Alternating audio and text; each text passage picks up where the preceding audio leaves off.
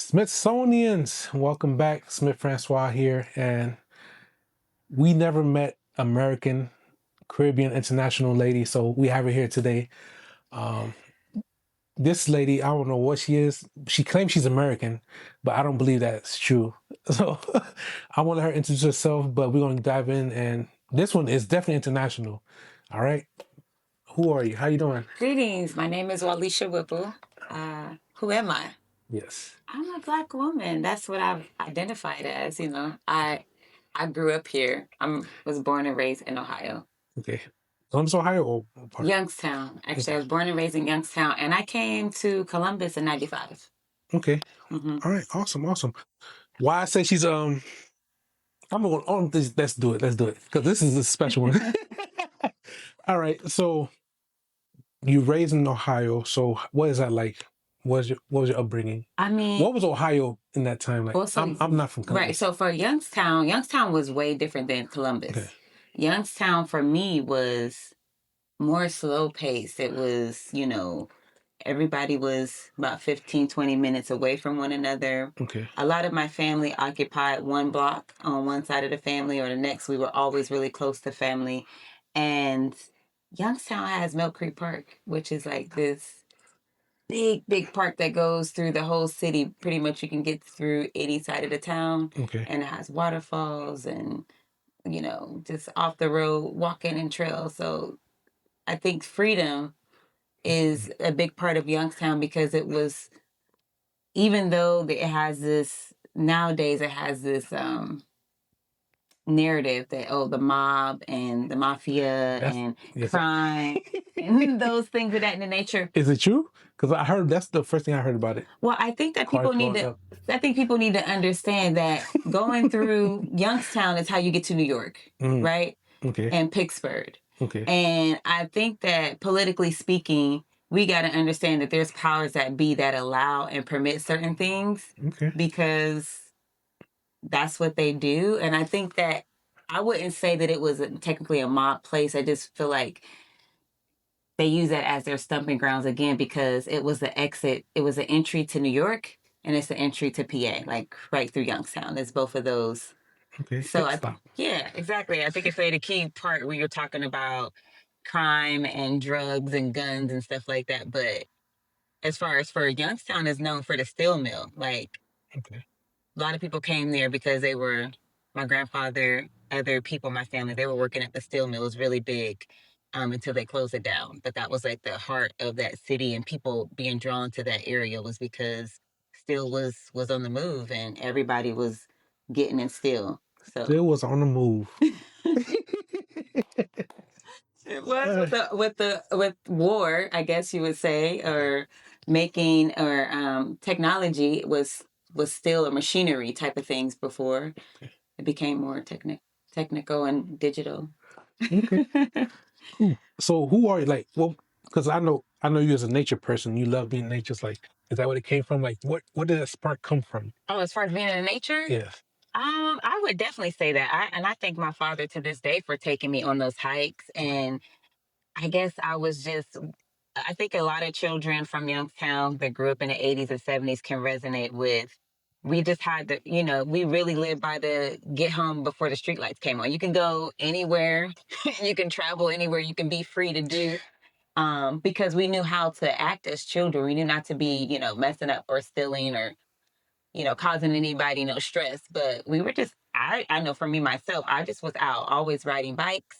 Okay. And on nature walks. And I think my father, he used to rally up about 3 blocks of children. And we would go in a barricade, like maybe like 30 to 40 children on bikes riding from our house and our street all the way to the park. And we would have a picnic in the park with all of these children. So it kind of definitely hit. But when it comes to healing and my grounding and regulating my nervous system now, it's like nature is just a way of life. Okay. I'm trying to be nice and not nice at the same time. No. Because you said Youngstown was between New York and Pittsburgh, like right. So tell some story. I want to hear some stories. Like you trying to drive past. I want to hear some stories.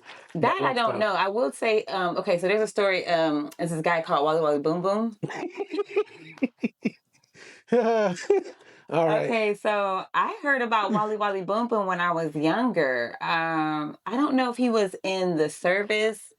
He'd come back, and when he would hear certain things, he would react. But then there was also this guy called Chico Break It Down, and Chico also was a returning vet.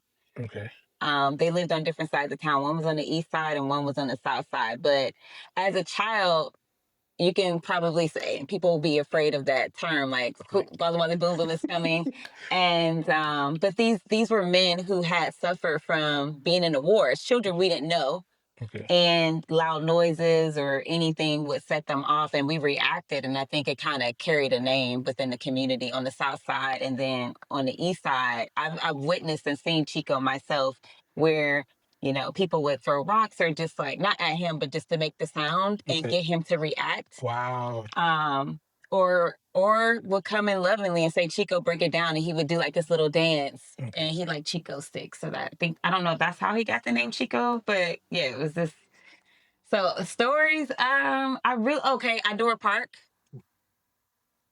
is, so Idora I never been to Youngstown. Idora Park was a, amusement park right next to the other park that I'm telling you about, just the natural Okay. native park that's there, and it caught fire and it shut down. But I have pictures from there of being at that park. It's called Idora Park, and it's right on the south side of town. And literally, the lot is still there. I think they used to have one of the roller coasters still visible at some point. But there was seen as a lot of goodness that's to this small town, but because of the crime and drugs and things that were coming in, not necessarily from the city, but that was coming into the city, definitely did some division and gave it this international or worldwide name that, hey, we're gangsters. And so when I moved here, gangster? Listen, the way you travel, I'm about it if I have to be. Listen, only if I have to be. But Okay. but honestly, when I moved here in '95, or just even now telling people, they're like, "Oh, you got a gun?" I'm like, yeah, come on now, like it's. Of course, I got the guns. Listen, I got them. All right. So disrupt my thoughts because of what the images that I seen. I didn't want to have it filtered. So you're from Youngstown. Mm-hmm. But the reason I say you're so special is because you've been to Haiti. But before that, I didn't think you were Haitian or African. I'm like, who are you? But you say you're American. I can't believe it. You're international. Right. But I also, when I went to Haiti, though, all the men looked like my grandfather. Okay. Literally, all of the men there. And that was one of the things I appreciated about Haiti. You're outnumbered like 20 to 1. There's 20 to 1 men versus women there almost, or probably even more. That you've seen or that you? No, that I've seen, because, walking down the streets, let's talk about what made you go to Haiti. Like, what? Oh yeah. Yes. So my sister, and not biological, but sister in spirit, was wanting to go there to celebrate her 45th birthday. Okay. And after we had just finished a retreat in Costa Rica, and I had literally just met all of these people at the retreat. Okay. And she hit me up and said, "Hey, we're going to Haiti. We're going to build a well for this community that's next to our friend's farm." Okay. And I'm like, "Okay, that's great. How much is it?" She's like, "It's not much." Okay. So that's it? You were scared of Haiti? Like, what was the image of Haiti before that? Like, I didn't have no image. And literally, I just literally said, "Okay, what's the price?" I trusted them in terms of where we're going to be at and everything. And it was so many people talking to me like, what part are you going to? Do you know about the wars? And da-da-da-da. And I'm like, hey, listen, my sister lives there. My spiritual sister has a farm there. She moved from the DR to Haiti, but she's from Atlanta by way of one of the Caribbeans. But if she's there and she's doing all these other moves, she's fine. I'm going to be fine. So. Okay. Cool. No, you're good. No, it's okay. This is how I interview. Like, thoughts come in my head. Like, wait, where are your parents from? Like, you're from Youngstown. Like, where are your parents from? My parents? Yes. Youngstown. Okay. And then, but both of my parents. Okay, so both of my on each side, a great grand came from Alabama. Okay. So my father's side, my great grandfather came from Alabama, and on my mother's side, actually, my grandfather, the one I said that looks Haitian, he came from Alabama. Okay. So Right. Like That's as far as we got. That's as far as we got. And there's some, I've done some research in terms of who I actually know and what they look like. Okay. That's really all I have to go off of, because I don't know if I really trust in all of these send my blood in or saliva tests and all that. I don't know if I really trust. So I just been doing my own, like, what I feel. And I know my grandfather was a shipper, which is why his maiden last name is Shivers. Okay. So that's all I got.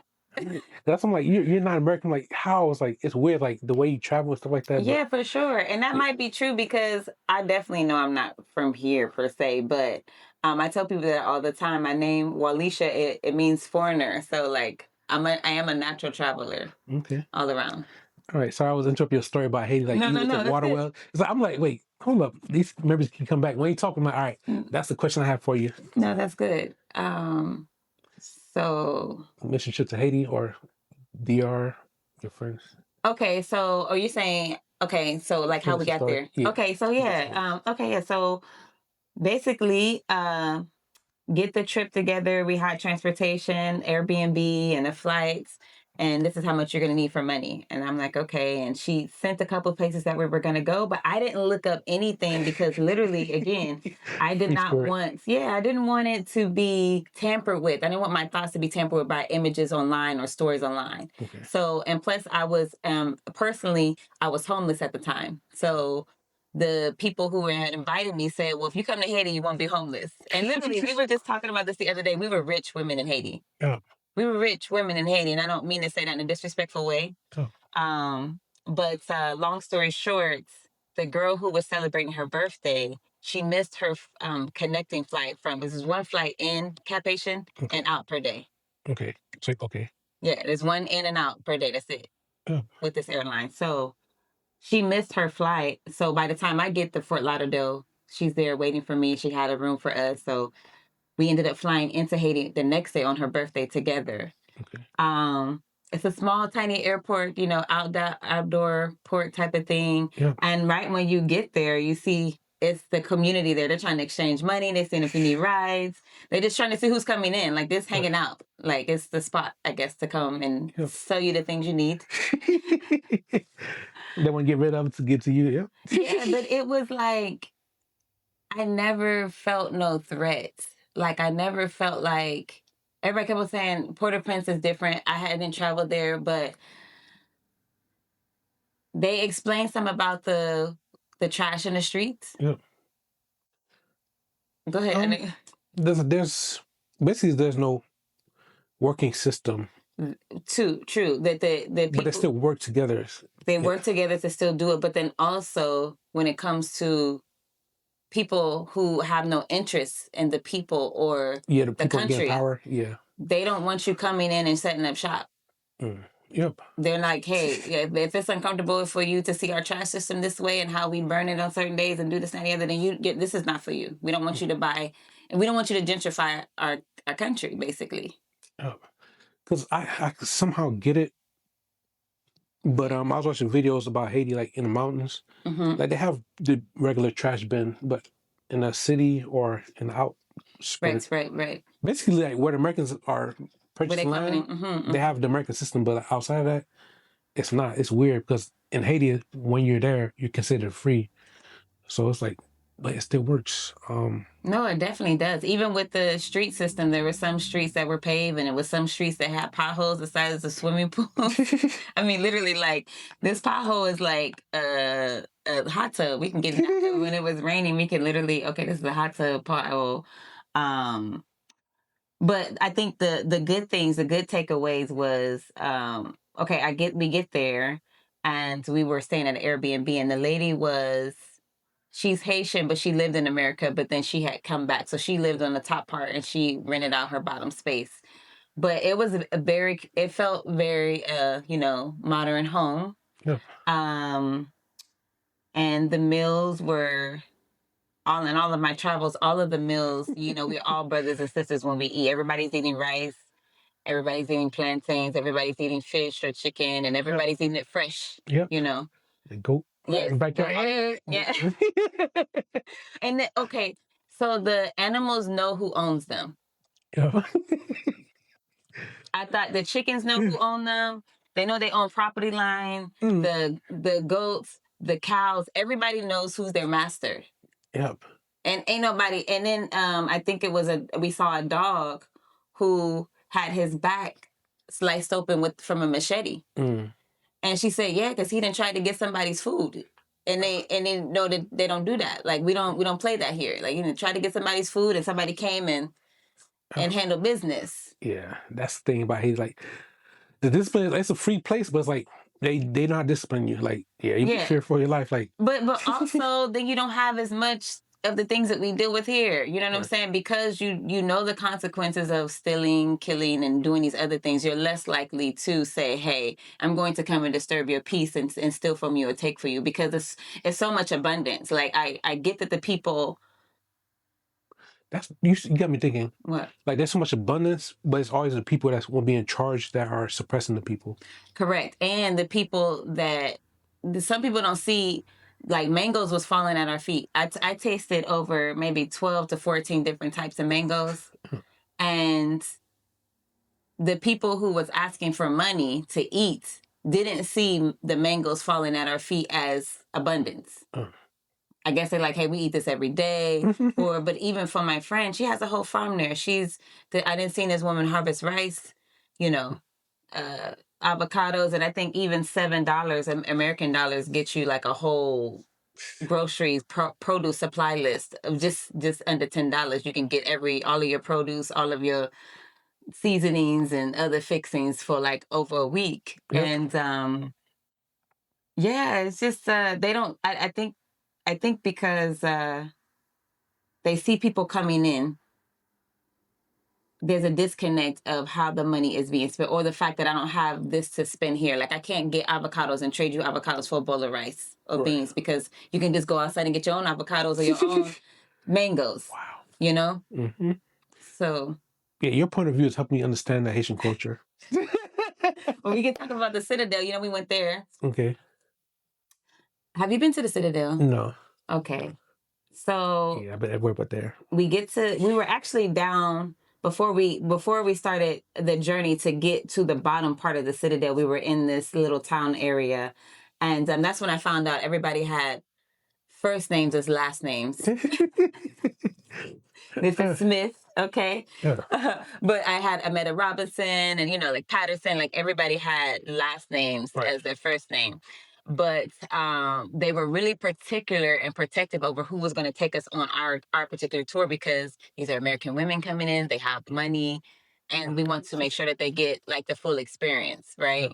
Yeah. I was told that once I seen the Citadel, I'll never view the entire world the same again. Yeah. And I had, up until that point, I heard the name, but I never knew the history of the story. So all of these countries that I traveled to, I got a lot more of their natural history once I got there and got the story of these people first enslaved and building based off of fear and just because they was told to, but not having shoes, having to it took them like 7 or 9 years, I believe, to build that. Okay, I'm not sure about that. Okay, but we went up by motorcycle 45 minutes along the side of the mountain. Yes. And then you go up. Sorry. How many girls went with you? It was 4. Let me see. 1, 2, 3, 4. It was 5 of us. Well, yeah, it was 5 of us that went to the Citadel. But then they had my one friend had a partner. He came, and then there was like some other like little stragglers. People had other friends who was just tagging along with us. Okay, because the most we had on a motorcycle was 3. My dad on a motorcycle, like that's why I was like, wait, how many? On a motorcycle, the most that I've seen was 8. Okay, I've seen 8 people on a motorcycle, and that was in Ghana, Haiti, and in Costa Rica. But we all had our own individual to go up, because we're here, and on this side is the drop of the mountain. Okay. So we're right on the edge. That's why I asked. I'm like, wait, hold up. And it's roads even still, because mind you, the same way we go up, we come down the same way. So we still took horse. So 45 minutes by motorcycle and then 45 minutes by horseback. Okay. And then come down same 45 minutes by horseback. And then and I was like, when coming down on the motorcycle, I'm like, what am I thinking? I'm holding on to this guy like, was I thinking? He was like, relax, relax, you calm down. I'm like, listen, this is wild. So, you mentioned your the culture, how people work together, the mud experience. Yes. Okay. I'm gonna tell you the mud experience, but I want to go back to the Citadel because that was something I left out. But the mud experience, so this is probably like, I was in Haiti for 10 days, and this is like day 8 or 9, I believe, and it rained. So by the time we get to the countryside in Lambi, it's just no paved roads, and we're going up this mountain, or like this slanted area and inclined, and the Jeep we were in kept getting stuck in the mud. Yeah.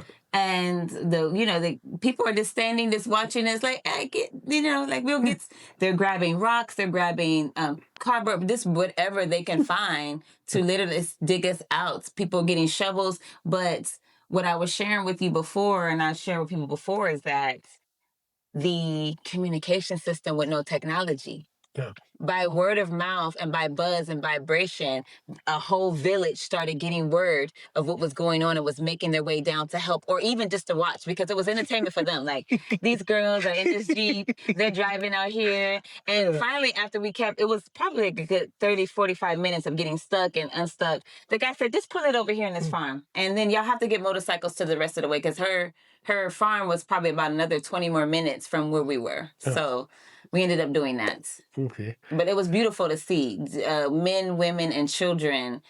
No cell phones, no devices to communicate, to say what's up. No, hey, no loudspeaker or nothing. It's just the vibration and the harmony of these people that say, somebody needs our assistance, let's go help. Because what else are we doing besides living free? Like you said, they're free people. Yeah, China America. The land of the free. Is that what they say? That's what's written. That's what's written, yeah. So, okay, Citadel. Yes. One of the things I noticed about the Citadel is the people that live right there when you first get to, like, before you enter in the doors, they seem to be those same people, the descendants of the people who come down from that mountain to set people free. Because they're stuck in this, from their makeup, from their lipstick, from their clothing, is all like a 1920s era. Okay. Miss Cherie, buy from me. Like, yeah, even their names were like older, richer names, Gertrude or Gloria, like these older, and probably not their real names, as names given to foreigners or tourists. But they hounded our car. Hounded? When we pulled up, we were surrounded with like 30 people. Buy from me, buy from me, buy from me. We will make sure everybody gets money. We will buy from everybody, but do not get in our face. Give us a moment to breathe. Let us see. Let us come to you. We had to set that. But I guess when you think about, and this is no disrespect, I'm just using this analogy, how you drop something and the ants come. Yeah. That vibration that they have, they don't have technology, but they have a different type of communication system of vibration or sense things that they put out, and then everybody comes. And it was kind of like that where we came. Mm-hmm. Everybody knew to come to sell their things and to get rid of their things. That was mentioned, like the person who put me on the podcast, he went to Haiti. He mentioned the same thing. Like when he went out there to get disciplined, that's a lot of things Haitian parents do. Like, you don't act right. They send you to Haiti. And he said, like, he's seen the drive, the hunger, and that made him come back to America and drive. So it's like, yeah, it's like when you see what it takes to survive, and yes, being a Haitian here is like you don't come back the same. It's like you appreciate everything. It's like anything that you start seeing, like the street corners, like that's money. It's like America's so rich they don't see it. Like the mangoes, it's like there's so many ways to make money here. It's like people don't see it because of laws and things like that. And then as far as an American story, I can remember a couple of years ago I had picked these. They were Macintosh apples off of Rich Street, Rich and Leicester, like right over by 71 South area, right by downtown. And this gentleman saw me picking the apples. I'm like, they're on the ground, they're in the tree. Like, nobody's going to pick them. They're huge, though. These are $3 apples or $4 apples in the grocery store. So I picked some. I gave some to one of my clients and some other family, and I came back a couple days later. They had cut the tree down. And I think things like that should be outlawed, because now you don't really, once a tree is grown, you don't, outside of pruning, you don't need much maintenance. It's going to just bear good fruit or not. And if it's not, it'll just wither away and die on its own. It doesn't really need you to be cutting it down. But they have so much freedom in that regard in terms of access to, like I said, avocados, mangoes, bananas, a lot of things I think even we would take for granted, for sure. Correct. So it's like, I don't know, but I've seen it somewhere else, like mentioned, like before the front lawn of the houses is be able to grow fruits and stuff like nature, because the laws, we America, it's a profit place, so it's like that's why I have refrigerator, groceries, and like. But before we was the land of just like everybody else. I think it was it was normal for everybody to have their own garden. Yeah. My grandfather and my father have always, the men in my family have always had gardens. I can say that, which is how I kind of got into food. But then also with these travelings that I did in other countries, all of the women that are now living in these countries, they got farms, and a part of their livelihood is planting, sowing, and harvesting. Like that's a part of the day to day. Yeah, I'm going to travel and do these other things, but I'm going to grow my own food, and I might be sharing with my neighbors. Figure growing something to having enough to share, and not because you want something for them, just because, hey, listen, if not, it's gonna go bad. Yeah. So, yeah. So now let's talk about who you are, like your whole being, like your birth plug. Let's talk about like who, like, now we get a gist of who you are. First of all, before we do that, let's talk about your traveling. Where else have you been? And then we like, what makes you you? Like, who are you? Right. So that year alone, I did Costa Rica, Haiti, and Ghana. And then I've also, Canada and Bahamas and just some of the states. But yeah, I think in terms of who I am, I'm definitely a free spirit. Outside of a mother of 5 children. And the birth work just kind of came along because I was on this journey to undo my own fears of birthing naturally. And out of that, I started meeting people. First of all, I was always around pregnant women. I was always around pregnant women. And so it became this thing that I would say to people, if I'm in a room with all women, I would have to let them know somebody here pregnant. And I know y'all don't know, or somebody gonna get pregnant in the next 2 weeks. I'm not putting it on nobody. I'm just saying that's just the MO now. And I'm okay with acknowledging this is who I am. And so when I moved back to Ohio, because I lived in Florida for some years, when I moved back to Ohio, I got invited to this event. And sure enough, it was a Black woman running for president. This was in 2021, I believe, a Black woman running for president. I forget her name, but she was starting her thing, and it was a private meeting here in Columbus, and I got invited. So I'm there, and they said, tell us something special about yourself. I said, well, I'm a birth worker, and I happen to sometimes end up in rooms with all women. And I have to be the one to let them know that somebody's pregnant here. You might be hiding, you might not know, you might find out in a couple weeks or a month, but I'm the birth plug. And sure enough, Heather was one of the women who was pregnant. I assisted Heather with 2 births virtually. Actually, the first one was because a lot of Black women fall into this, like, they have support, but they're literally afraid to reach out on the support. Like, they're ashamed to almost get the support, or I'm last minute, or they're ashamed of not knowing what to do, when, and how. And so she called me last minute, but I was able to coach her and her family over the phone. Last minute meaning? Last minute, like she was already in labor. Not that, hey, I'm about to leave the house, I'm going to the hospital, I'm getting ready. She in the hospital, like, hey, what am I supposed to do now? I'm like, oh, okay, well, it's... So, and then the second time, she was in Baltimore and called me and her husband. I talked to her husband through how to help her. So I was on FaceTime with them. But yeah, that kind of happened, and so full circle.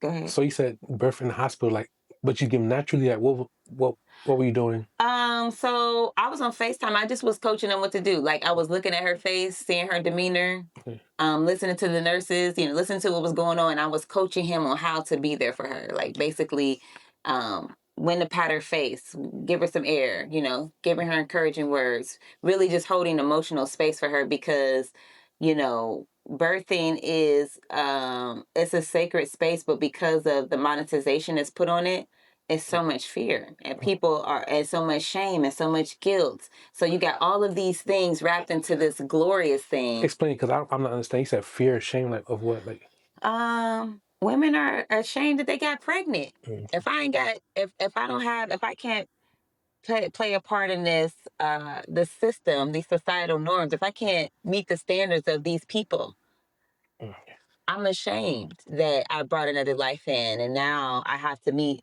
their needs and my own, but I understand the game and I may not have this financial bracket or I may not have these things. It's always these things. When you're having a baby, you really just need yourself and a warm body and a nutritious body and a stable mind. That's pretty much it because the milk is free. The milk is free. So, and even when it comes to clothing, they don't really need all of that. But we're all of these things and gender reveals and baby showers and teething thingies. And no, the baby just literally need a person that's able to look at them with their natural eye off the damn phone, look at them with their natural eye and help their brain develop and help them remember why they're here. Wait, say it again. I think you say it to the camera. Yes. The natural, take natural your phone eye. down. To put your phone away. Because when you're looking at your phone and you're breastfeeding a baby or you have a bottle, which we want to get rid of the bottles and pacifiers because they interrupt our breathing. But when you're feeding the child, it is your direct natural eye contact into that baby's eye that is helping their brain develop. It's not Similac. It's not the shots. It's none of these other things. It is natural golden breast milk and it is your natural vision. And even the fathers can play a part because I just learned this in my studies that fathers that are there for the first 3 months and active with that baby, you yourself develop something else to help you care for your child and your family. Like you develop the skills that is need to protect family and self and provide. Like that's a something that you get by bonding with the baby. Okay. So yeah, natural eye is what I mean by that. Natural eye contact. Because when you're on the phone, you think about sitting on the phone, breastfeeding the baby, and the baby's looking here. What do I look like? I look like a robot. I'm not blinking. I'm not moving. So yeah, I've been seeing a lot of people like, never mind, I'm not judging. You said it. I'm gonna leave it at that. we got the message. I gave y'all the camera. I gave y'all a natural eye message. Okay. I don't get no smoke. No, we'll come back to another time. So where were we? Process like fear, like.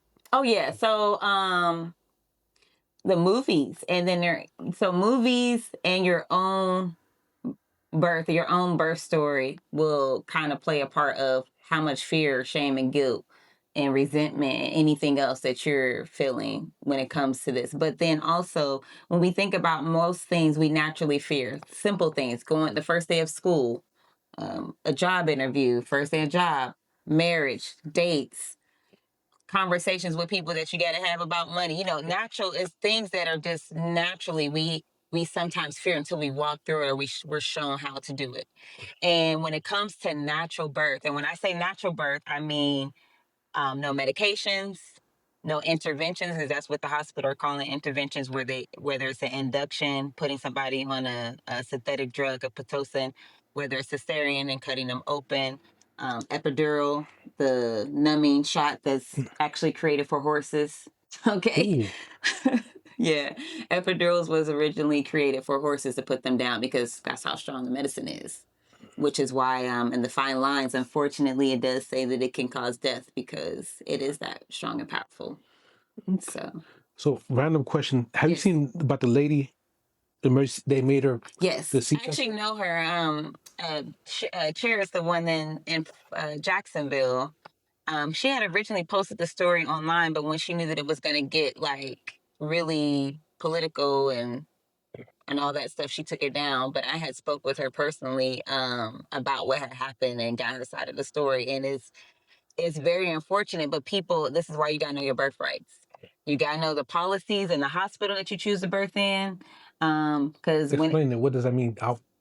Yeah. So there's things that are lawful, that are written into law, that based off of this code, you can absolutely not do this or you can't do this. But then there's things that are policy that say, hey, we prefer that you don't do this. It's not a law. It's just our preference, because we don't want nobody suing us, or we don't want to be held liable for things that we may even do, right? So policies are, a lot of hospitals have policies put in place, and you can get that information if you're planning on birthing at a hospital. You can get that information in advance, as a part of your birthing plan, and as far as the plan goes. But as far as birthing free, you can do that anywhere, and that's the fortunate thing about natural birth, is that you can birth anywhere, in any state, because it's your body and it's your baby. They can't regulate that unless you sign on these lines and you go into the hospital and you're saying, hey, then you know we're subjected to go by policies, and a lot of people don't read. And I'm going to go on record to say that one of the hospitals changed the policy in real time because of me. Okay. I'm a policy changer. What? Talk about it. So there was a birth, it was 2021 or 2022, Doctors Hospital. Okay. I'll name drop because I really don't care. I still have my credentials, so, but the wording stated doulas, which I'm a birth worker, I'm a doula. That's the term that's given to a woman that gives aid and emotional support to families. And it said doulas. So it was two of us there that both was a doula, and I was actually performing birth assistant with my midwife, but because we happened to get called into the hospital, the roles had changed. Okay. Well, the doula that she paid to have on staff, she didn't have her credentials, and the hospital's like, you gotta have credentials. What's that? Policy. It's not lawful, okay? It's not a law in most cases. Explain it. Meaning that I can still be here to support you by law. I can still come and support you by law, even though I don't have no credentials as a doula. Okay. But a policy written for that particular hospital say, well, we require you to have certification or documentation that you got training as a doula, regardless if this person paying you to be here or not. Okay. But it's not lawful, and you can fight it. So I'm looking at the policy in real time. I went online and I'm looking at the policy, and I said, your policy don't say that two of us can't be. It actually says two of us can be in here because it says doulas. She said, oh, no. Oh, no, that just means if you were changing out. I said, no, that's not what it says. It don't say if one leaves and one comes. It says that your doulas are here to support you as birth support. That's what it says, doulas, plural. Okay. In real time, they went and changed it to doula. Gangster. In real time, they went and changed it to doula. You shook him like that? I shook him like that. I said, man, this is for real. She got the support she needed anyway. And long story short, the young birth that was born, she's a beautiful, sweet. She's not fazed by her entry, so to speak, as of now. Like all of the drama and the trauma that they were causing, because what people have to understand is birth is sacred. These beings are coming, and the windows to conceive is 48 hours. You ain't got 30 days to conceive. Everybody got a different cycle, and everybody just happened to be humping on a hump day that somebody's saying, hey, I'm ready to come in. And we all came in. We all here. I'm here. You're here. We're here. And I'm thankful for our entry, right? We're here. But for y'all to, it's lights, camera, action with them. They have monetized on every single part of birth, and it was never supposed to be that way. And now the Black community is still suffering because we still have the highest rates of infant and maternal mortality. And even with all of these interventions and preventions and all programs, the numbers are still higher. Like, how are these particular women, and even people who come here, Haitians, people directly from the African continent or any of the Caribbeans that come here, by the second generation, they have the same numbers as we do. So in their own country, they're not having these high numbers as much with infant or maternal mortality. But when they come into the States, there's a switch. And I relate that switch to fear, guilt, and resentment that is placed on by the system. So that's psychological or laws? It's a little bit of both, because what is etched into your stress receptors and what you personally experience, and unless you do all of the grounding and all the healing and all of the knowing, that trauma might come up and you might experience it again. I've even seen men experience, have a traumatic experience with their child being born, and it affects them of how they're performing as a man, because they felt less than, like, I didn't know what to do, or I didn't do what I could have done, again, because I didn't know, or the fears that they put on the women, like you better go to the hospital, as opposed to her birthing at home in a safe space with no sickness and disease, Okay. where nobody died. So before we continue, like, how do people get in contact with you, like the service that you provide? Yes, I'm still in the process of building, but listen, you can always catch me on Facebook, Alicia Whipple, or I also have the Birth Plug. That's my direct contact on most of my Instagram, Facebook, TikTok. Yeah, the Birth Plug, and even on YouTube. So, Okay. So, like, do people only call you during the labor? Like, is that some pre-exercise you doing during pregnancy? Like, yeah, pretty much people should. I mean, the ideal is people would come and see a birth worker before they conceive. That's ideal, because now we can kind of tell you how to prepare for birth, how to prepare your body for birth. You just, a lot of us is like, oh shit, I'm pregnant, rather than actually going into sorry, I'm not laughing. No, I mean, seriously, that's how normally it is. It's like, oh, it worked this time, or oh man, you're gonna have you're gonna have one of those reactions. It might be positive, or it might be like, yikes, I might be feeling. I wasn't ready for that.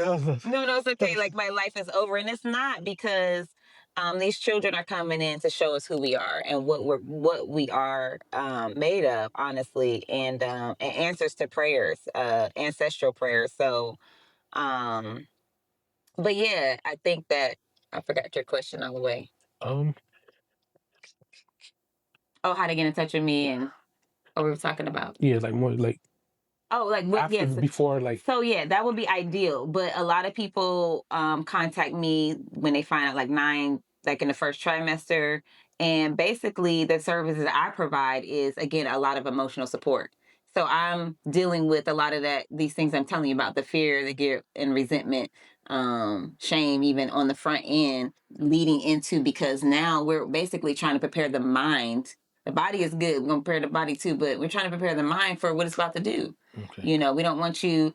I've had some women that say, just cut me open and take the baby out. Like, this is major surgery. Talk about it. Like, what before that? Yeah. Talk about the implication of surgery. Why is it profitable versus doing natural? Like, talk about it. Like, how did that come about? Oh, I mean, because it's actual surgery. And it costs, like, I think 30 to 40,000 as opposed to 6,000.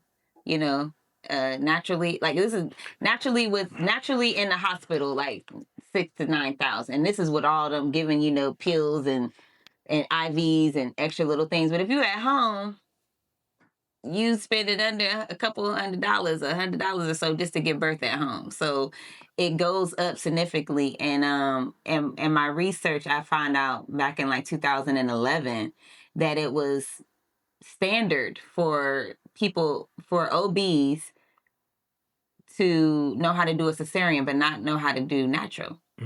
It was standard for them to do it right before rush hour, because it's a 30-minute procedure. I cut you open, take the baby out, zip you back up, get you going, and I'm home before rush hour traffic.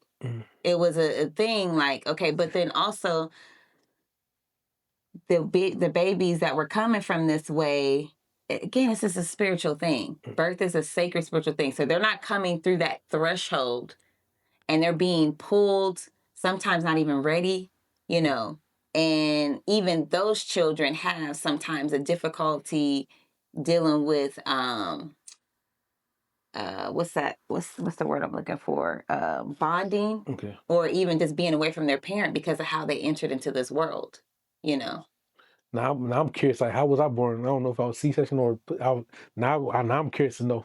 Yeah, you should ask. I think everybody should, especially before you start having children, because a lot of these things come up, and what you don't want is you or your partner to have to re-experience these things. And then it's always good to get education.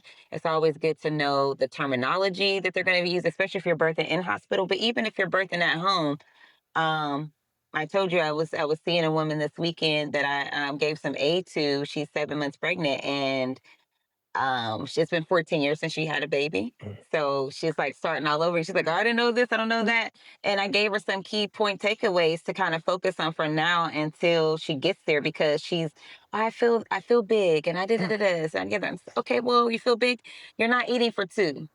Women, you're not eating for two. That's a lie. Because the baby is developing. The baby is just pulling from you. As long as you give yourself the substance that you need, you won't be depleted. But if you have nothing for the baby to pull from, then you're gonna feel like, oh my gosh, I gotta eat so much, and I'm eating for two. No, you're just eating for yourself, honey. Okay. Pretty much. So you talked about it. Now the cost of a child. Like, is there any way to be prepared for that? Because you said fear. Like, that's a fear. Like, is there any way to be prepared for like the cost? Well, a lot of people the insurance is paying for that, because they're insuring this procedure. So a lot of people are not coming out of pocket unless they don't have any type of state or private or any type of insurance. A lot of people are not coming out of pocket for it. They just found a way that even though me or you may not have to pay for it, somebody's still getting paid for the procedure. Okay. And so to do it for them, again, it's more control. Because who wants to wait around for you to be breathing and doing all this? I ain't got time to be waiting for you. I needed to have this baby. I need this bed open. So a lot of their tactics is, come on, I ain't got time. What you doing? They're trying to hurry you up. And so that alone induces a fear. I've had a client one time that say, I had to tell these white doctors that this black lady did not want white people touching on her or her baby. And I'm like, you want me to do what now, honey?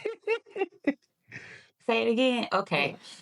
I was like, yeah, listen, I don't know what we gonna do. I don't know how we're gonna do this, but my client, she got this thing, and she really don't want no white people touching on her or her baby. What I would said. I hope you don't take it wrong. What nigga is that? Right.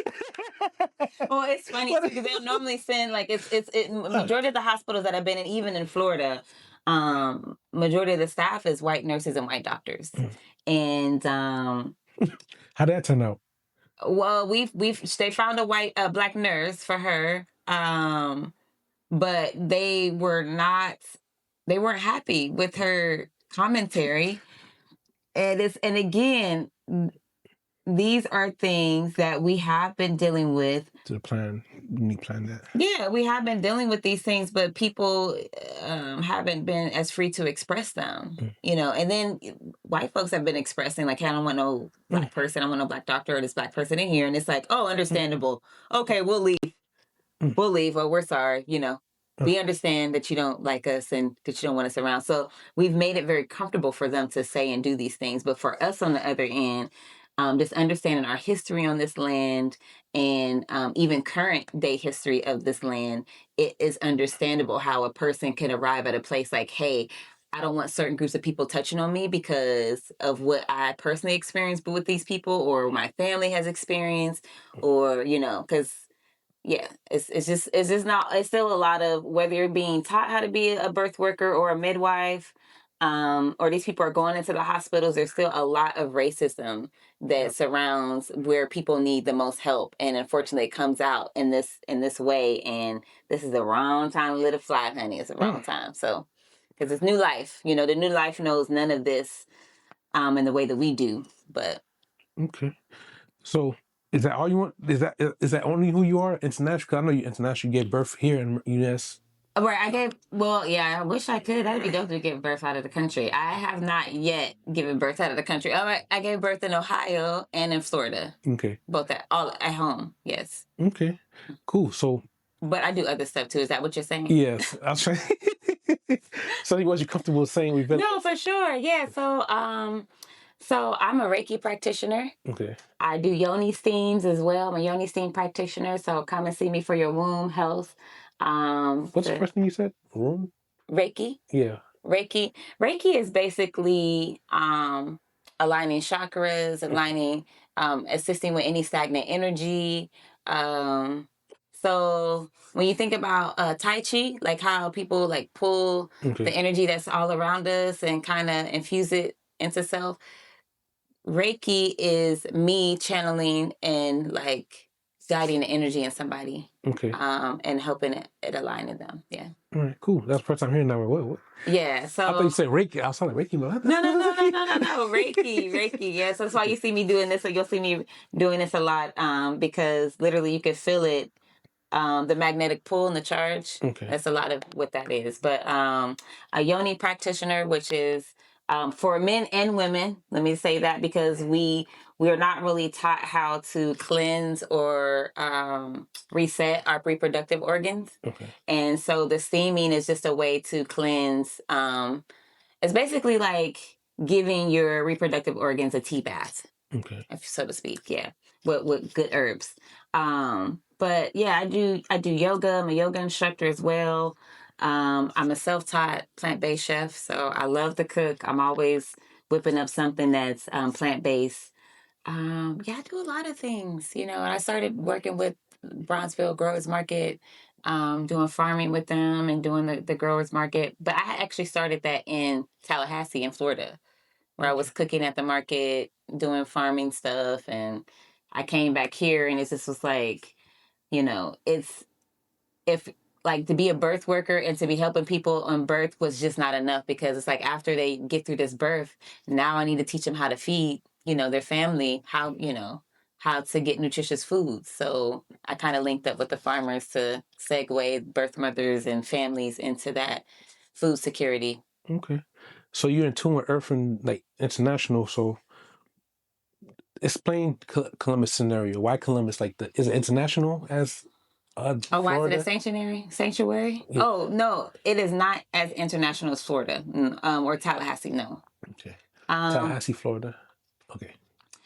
No, Columbus is its own different breed, honey. 'Cause when I came here from Youngstown, I remember telling my dad, like, it feels like I'm in another world. Like, he's like, what you mean? I said, there's so many Africans everywhere. And in Youngstown, there was a lot of Puerto Ricans. Okay. And some Puerto Ricans darker than you.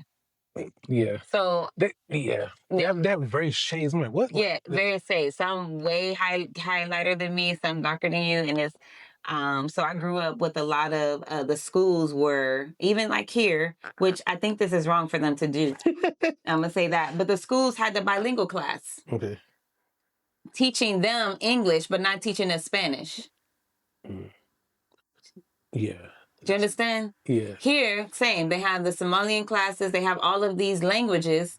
You can get to a certain grade and they'll teach you, or you go to a certain school and they'll teach you, but they're not just teaching you from kindergarten. You should be learning these languages, I don't know if that's still going on now. I think What's it probably is. The bilingual classes? Yeah. Oh, yeah. Wait, they don't. Well, you say they should? Because, high school. Well, middle school, you can start learning, but no, they should start as early. If they're teaching them English in grade school, why are the children not learning Somalian if they're in a Somali neighborhood? Or why are they not learning Ethiopian or these different languages? Why do they have to wait to fifth grade? Because by fifth grade, you're like, huh? Are you into law? You policy maker? Shifter?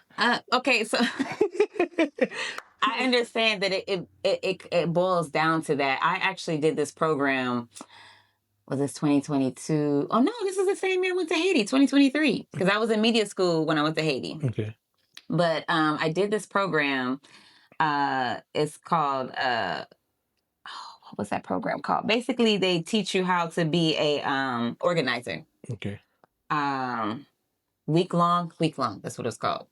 So they take 100 individuals from the Midwest and all around of people that are serious about infant and maternal mortality rates, housing, school, daycare, and the pricing of the folks, what they do and don't get that are the child care providers, and health. I think it was those areas. Okay. But it's so funny. They started the program with birth work, with midwives, with Explain midwives. I keep hearing you say that, like, just so I could. So a midwife, for all intention, a midwife basically is the person that would help you deliver the baby. Okay. So this is what was put in place before OBGYNs. I want y'all to get this, that hospitals have only been around since like 1920 in the States, 1915 maybe-ish. I think Columbus, 1920. Most places 1920, because, those colonies had, I think 1750 was like one set of hospitals, but Black folks wasn't going there, 17 something. We didn't go to no hospital. Okay. So a big wave and push came within these Black communities where these women were birthing all these white babies and all the Black babies, and they called them dirty and filthy because they didn't have a nursing degree. So they required them to now get licensing and go through the nursing board. Even like with what I do as a doula, it wasn't regulated, or it wasn't something that was it was something that was really intuition. It was something that you had because of who you came to Earth to be. And it was very little training needed. But now they've regulated to where if you do any bad things or mistakes, you got to face the nursing board. So they place these regulations of midwives. Basically, are the ones who are assisting women to birth at home. I'm there again for emotional, not medical support, because people will get it twisted.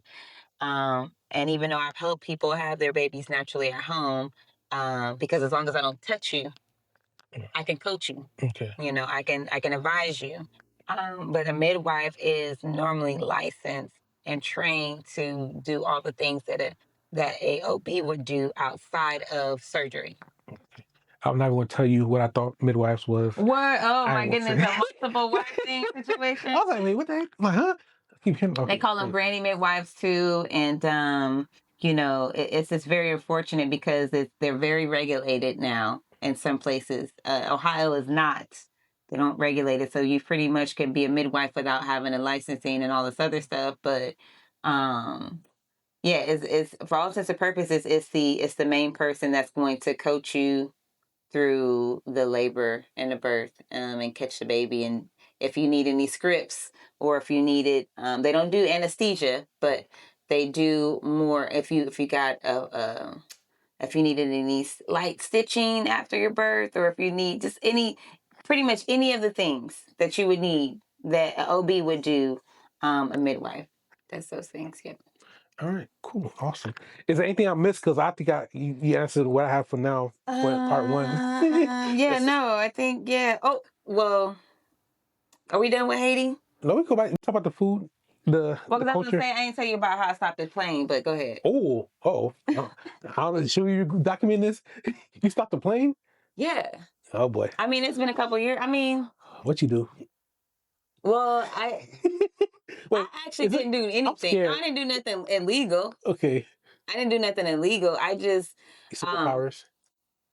The ancestors had me covered. Basically, I left the farm. Remember I told you how we got stuck in the mud? Okay. Well, the Jeep wasn't ready to bring me back because it was still stuck. It was still raining. So I had to find somebody to drive me back to the airport by motorcycle. Okay. It's almost a 2-hour drive on motorcycle. Luggage, I don't know how you did that, but okay. I had a book bag. I mean, well, mind you, if you've seen 3 people on, and I told you I seen 8, bags. I've got things. I got things right here, and I got something on my back. So I'm just like this driving. Okay. And he's doing his thing. But yeah, almost 2-hour ride to the airport. And by the time my flight was at 10:30, I got to the airport at 10:23. And you can't check in because I never flew out of Haiti. So I was only able to check in at the airport at Haiti. I couldn't check in online, right? Yep. So I get there and I'm like, I'm here for my flight, and these 2 young guys are like, why are you so late? Miss Cherie, why are you so late? I said, listen, man, I just took a motorcycle ride, almost 2 hours, and I just need to get on that plane because I don't have no access to my friend or to no more money because of where the location is. I need to be on that plane. I still see the plane. I'm crying. I didn't turn on the Karen tears. I'm crying. She said, Madame, why are you so late? I said, I come from Namibia. I was explaining all over again. And somebody else come and says, "Why are you so late?" So I'm explaining again, and I'm crying like, "Oh, you're gonna let me on this plane?" You're asking me. Now it's like 10:40 something. It's way past the flight time. And she said, "Let her on. Grab her things. Let her go. Go. Let her go." So I got to go through security. I have some mango quartz that I brought back from. I had all types of stuff that they probably would have said, this gotta stay. Oh yeah, but we got Chicago, the Stacy. Yeah. Well, no, they was cool with it. Okay. But I'm running on the tarmac. I'm running out there with my bags, and the guy said, "Ma'am, stop. We already stopped the plane for you. Why are you so late?" He's carrying my bags. I said, and I tell him again. So I walk up the outside ramp, and I get on, and everybody's cheering, like, they're so happy I made it. I took the first seat open. I sit down. A guy handed me paper towel. He said, "You want some sweetbread?" I get the sweetbread, and I look at myself. I have dirt. I'm completely. I have Haiti all over me. I have on a tan dress, and I had some glasses on. So this was the only part that wasn't. But all my face had dirt because of the motorcycle ride. Oh, my arms, my jacket, everything is dirt, like dirt. And I'm like, oh my gosh, I'm wiping, looking at all this dirt, and I'm like, oh my gosh. But I made it. And she said, as long as I never do that again, that she was going to let me on the plane. And I said, ma'am, I promise I will never do this again. She said, okay, let it on. So that's how I stopped the plane in Haiti.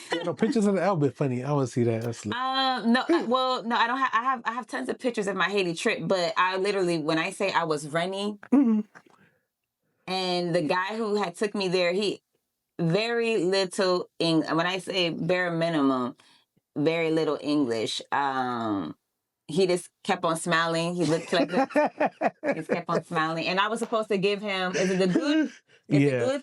I was supposed to give him my 500 good, and I kept it for, like basically as a souvenir, but then also a way to say, hey, I'm coming back here. I didn't know I was supposed to give him that so he can get back, but it was like all this stuff. So I ended up having to send him $40 the next day of American dollars so he can get.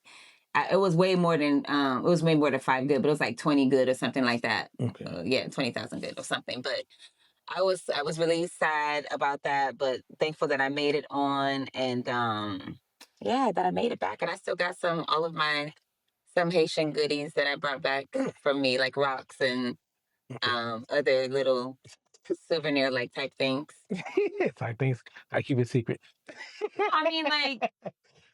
It may not mean it may not mean nothing to nobody else, you know what I mean? Pieces of like you said, dirt from the Citadel. Like they said that the people who. So Citadel, you didn't explain it.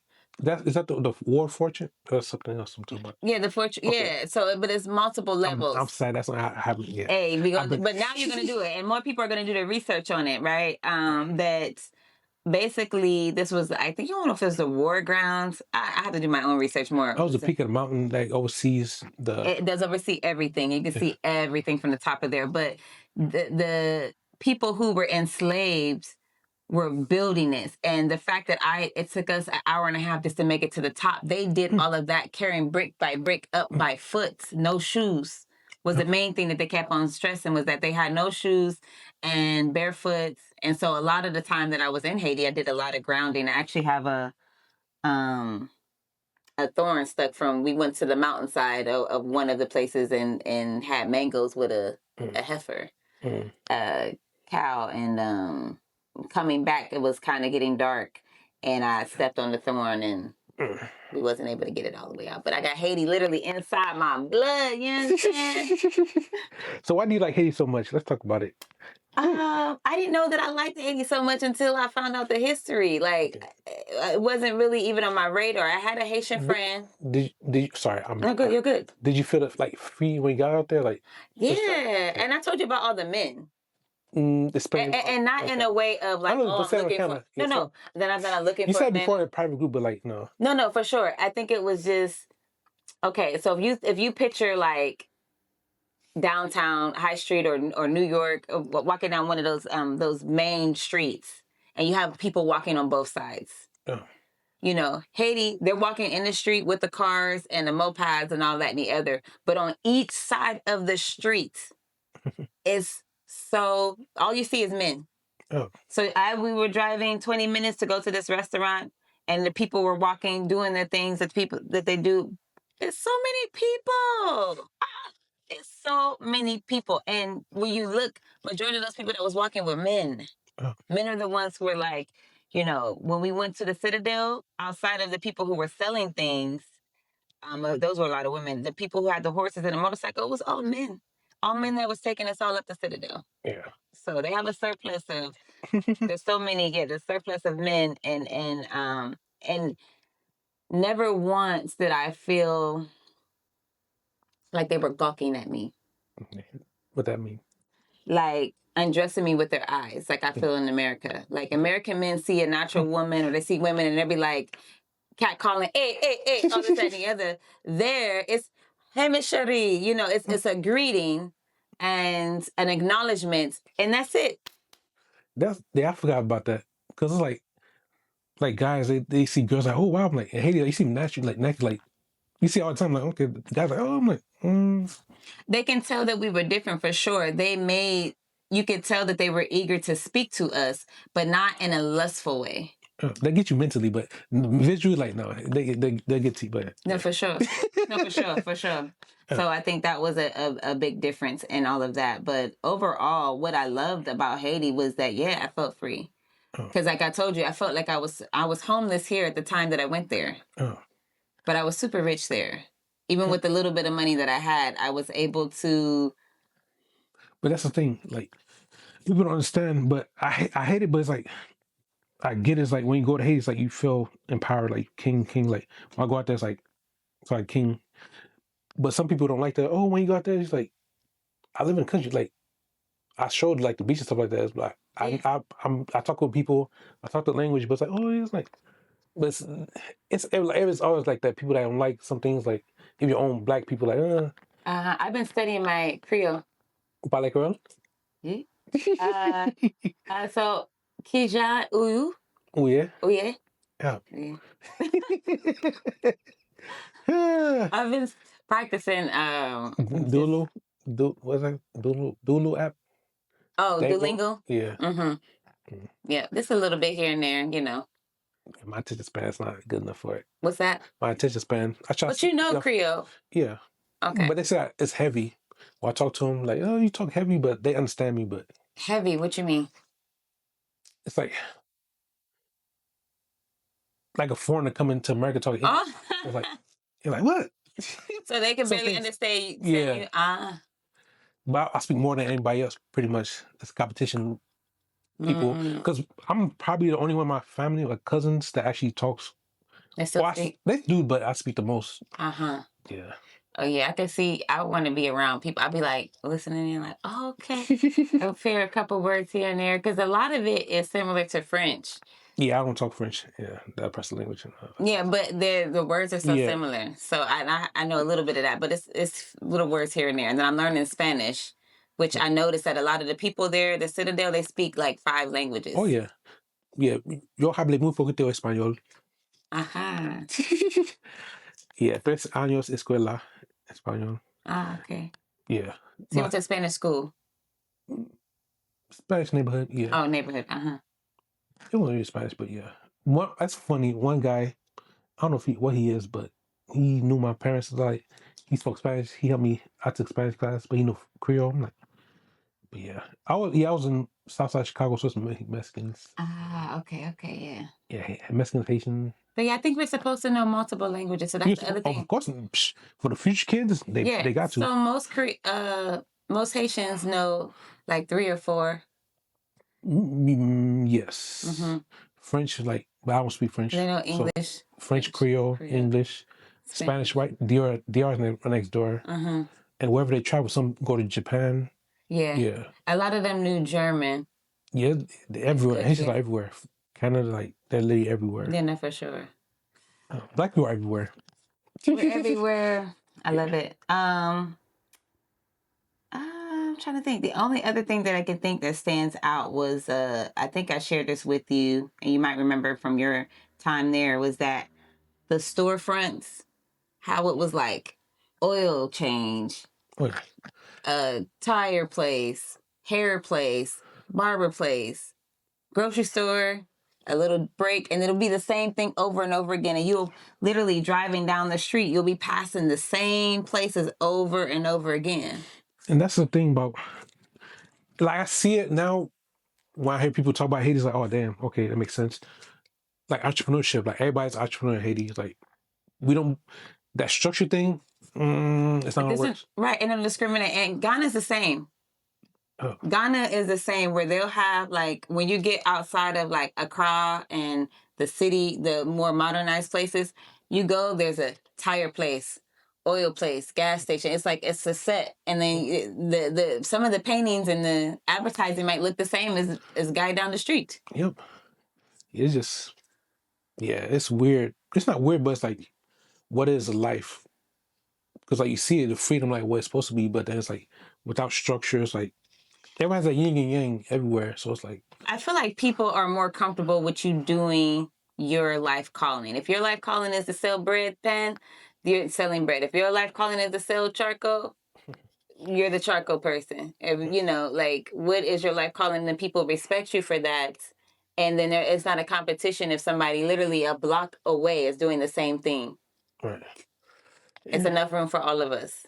But America makes that, anyway, it's just, that's a whole different. Yeah, that was one of the things I noticed, obviously, yeah. Because they own all the things. It's not us having, you know, TJ Maxx and the Correct. Walmart. That's the other thing too. It's like, dang, how can you provide for your family if all these major chains are one people's like monopolies? Like, Haiti's not gonna take that. Yeah. So that's the fight right now. It's like, nah, when you're Haiti, you're free. All this monopoly stuff is like they're always fighting it. Yeah. But that speaks to the freedom, is that we literally are. That's why we like the game of Monopoly, because we literally in the Monopoly, and it's a real thing where you look at them.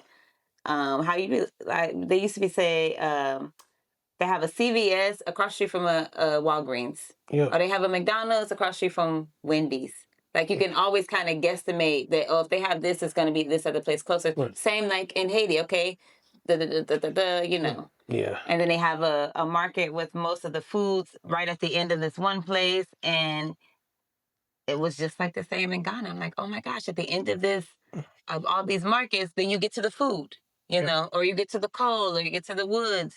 Yeah, and the food is a variety. It's like, it's everywhere. It's like, yeah. I like how they catch the fish. Like, there was young guys on these boats, probably like 14 or 15, that was jumping down to go get the fish, or go get whatever, lobsters, whatever you was gonna eat off the menu. They was the ones that was jumping off this boat, going down and get it out of the ocean. How many times have you been to Haiti? Just the one time. Okay. I'm going again soon. Okay. All right. I'm being called again, so I will be going again. All right. Yeah, we're gonna do it. Yeah, hopefully this time. Yeah, I gotta make it work. I have been there. I want to say 2019. I don't remember. 2019 or 2017. But because the reason I have the album of the last time I went to Haiti on Facebook, but it's not the last time. But yeah, Haiti. I passed drove the police out there. It's like I'm cool out there. Yeah, we did get stopped by the police, but what you do? We didn't do nothing, you know. No, what you do? I know we the group ain't do. What you do? I took some secret pictures and recorded a little bit, because I wanted to document how they had all these big weaponry on, but I didn't feel afraid or threatened. Like, they literally was just making sure. Okay. Wait, was that the UN or the police? Because when I go to the beach, I'm like, why are the UN there? They're on the beach. I'm like, what the heck are they doing? No. Did you go to Labadee? A Belly Beach? I'm not sure. Were you in Cap Haitian? No. Okay, so it was close to the Port-au-Prince. Okay, so but no, this was, I think it was the police. I remember they had on brown.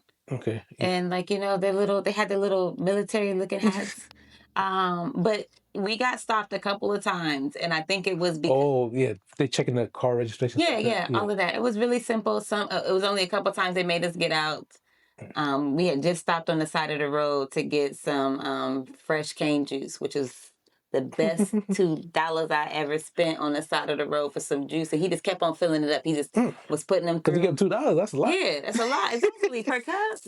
I think it was $1, but we gave $2. And but it was the best juice I ever had. Not to be like literally fresh right there, boom. But after there, because I can remember I had the cup in my hand on one of my pictures at the stop, but Yeah, they just checked our passports and said y'all good. Then they again, it's all about connection and community and harmonizing. We're not from there, so I think part of it was the vibe with us as well, more so not to, hey, we ain't trying to get nobody killed today and give you no random ticket, but we gonna do our job. We checked y'all straight. But now we just having conversation because what y'all doing here? Oh. So and then y'all go about y'all way. That was it. Yeah, definitely appreciate you shared your story about Haiti. It's like group chats is like now I'm gonna sleep on this and think about a whole different approach. Like Haiti is like they want to see unity as force. I'm like unity is strength.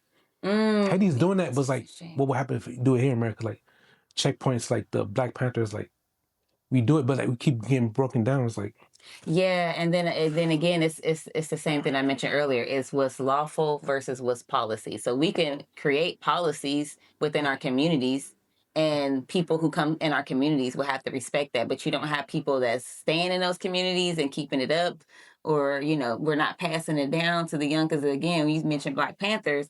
Okay, who is passing down the knowledge, and then who is taking children? And because that's where it starts with them. So how do they even know or feel safe to stand up, and do they know again what's lawful?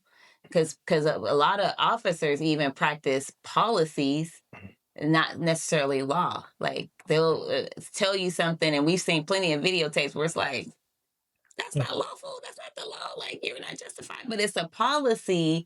So for them, they've already made it okay in their mind to unjustifiably do these acts or whatever. And I think we definitely could benefit from having a knit unit of that type of beret, like where you got people out there who's coming in my community.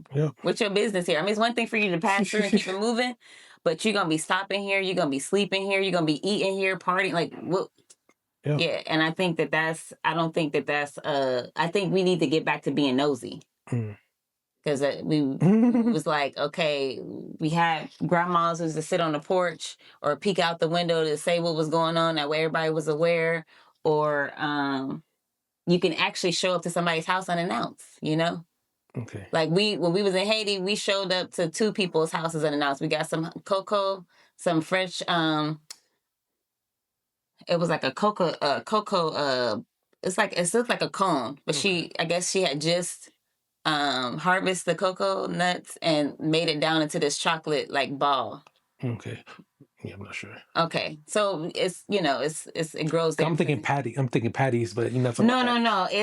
It's so you can go make your own chocolate. So it's like a chocolate. Oh yeah, the round ball. Yeah, that's very rich chocolate. Yeah. Yes. So but she had just made some of those. We went and got some of those from her.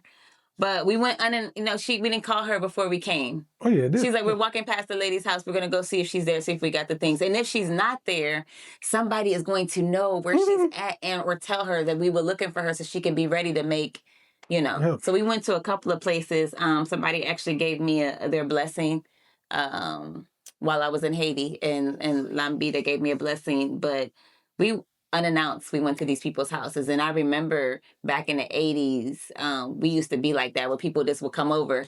Hey, how you doing? I was in the neighborhood, just want to see how you doing, or you need anything. And we don't show up at people's houses unless we're invited or unless we tell them in advance. And that disrupts a little bit of the harmony, in my opinion, from what I've seen in Haiti. Yeah, but also that I was thinking, like, Haitian, they'll get the news out before social media. That no matter how they have a way. It's like, what the hell, like. Even with the thing got stuck, because for me, and even I seen the same thing in Ghana, it is how they're vibrating. Like nobody, we did see one accident, and I don't mean to laugh at the accident, because it wasn't like a, oh my gosh, it wasn't no freak accident, because ain't nobody speeding, then nobody's like doing over 50 or 60. Everybody's doing like 60, 65 at the most, if on the one road, but not even that. But people can feel the vibration. And it's like you got more respect for them. Like, I care about your life. I can feel you right here next to me. I'm going to run you over with my motorcycle or my car because I can feel you next to me. Same thing in Ghana. Like, we had a driver. He's driving us. He's turned around. He had a whole conversation with us like, yeah, I'm like, dude. He's like, but you see the cars, all right, scratched up. I'm like, how they do it? I don't know, but no, but for me, he was tapped in on a whole nother level because he never hit a car, never hit nobody. Like he was, in tune. And I feel like here we got stop signs, we got stoplights, we got yellow signs yielding, we got special lanes, and we still out here hitting people and running over folks and running over signs and hitting poles, and they don't have none of that stuff in Haiti. I don't even think. Okay, we went around a roundabout. yeah, And the roundabout was more like a it was weird because it was people and cars going around. yeah. It's like they have one street light, but it's like it was no purpose. Yeah, I don't It's just think I've there. seen. I think I've seen a. I know I seen a stop sign. I don't think I seen any street lights when we was in no stoplights when I was in Haiti. But we did get a road that was divided. It was a paved road and it had divided lines. But most of the streets was unpaved. Yep, because rain's out there, it's an island, so it's like most of the streets was unpaved. So but again, I feel like it's the harmony. Like how in tune are you with yourself is going to put you more in tune with your neighbor and the person that's next to you. And unfortunately, because of the paved roads keep us from grounding, because of all the stoplights and all this regulation and control, we just don't vibe with each other. We just like, you see the light, obey the light, rather than you see me, don't hit me. you see me, I see you. You see, right? That's fact. This is good. I'm glad I'm remembering all of this. I hate when it does. Like after the camera stops, that's when you be like, "Oh, should I say that?" So it's like, yeah, just let it all out. Okay, yeah, that's good. And then we can always do a part 2, a Haiti part 2, because there is more of my friend and her farm, and you got documented, yeah, the rice field that I ran through, planting on her farm. So you're a gardener too? Yeah. Yeah. When the islands are gardening. Yeah, I was spoiled. Not spoiled. How many say I was? I don't know. I was. You was a part of the living a life of leisure and luxury, like we all supposed to be in abundance. But I wish I knew all this stuff now. I was like, oh, dang it. Listen, ain't never too late to learn how to garden or how to grow some food. Never too late. Right. Yep. Anything else you want to say? Like how do people find you? But yeah. Wait, closing quote, like something encouragement for people. Yes. Okay. So, okay, I got a couple. Well, definitely each one teach one. Okay. That's an African proverb that we should all be living and going by, meaning that if I know a truthful way and a way out, I'm supposed to be teaching the next person, because why have them suffer and go through the same thing? Now they can choose not to listen, but hey, each one person is to teach one person. And then tap into your higher self, because your higher self is a youthful person that is looking for the hero in you. They're looking for your accomplishments. They're looking for how you made it, and they're wanting you to return back with that information to them, to you, basically. And if not, you'll be haunted in a way where you won't be free to be. And tapping into your higher self, going back and being your own personal hero, saves other people, but mainly saving yourself, because we can only save ourselves. And that's all I got. All right. So now a personal quote that you use, your own personal quote. My own personal quote is, "I love you, Black."